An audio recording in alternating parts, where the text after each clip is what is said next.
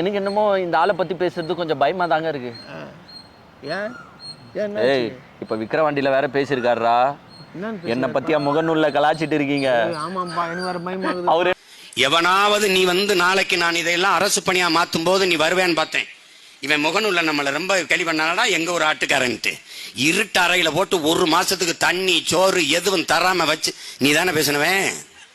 என்னமோ எங்களை தான் பாயிண்ட் அவுட் பண்ணி டே ரோஸ்ட் பிரதர்ஸ்களா 2 பேரும் என்னென்ன கலாய்க்கிறீங்க, உங்களை இருடா பாத்துக்கிறன்ற மாதிரி. ஏன்னா அவர் அந்த ஆடு மாடு மேய்க்கிற அரசாங்க வேலையை கூட நம்ம கலாச்சிருந்தா பேசியிருந்தோம்.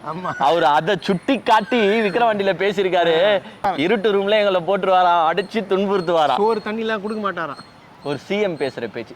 சாரி சிஎம் இல்லங்க, சிஎம்க்குன்னு சொல்லின்னு புருடா விடுற ஆளு ஒரு கனவு சிஎம் கூட பேசலாம். பேசுற பேச்ச பாருங்க, இது பேசலாம்.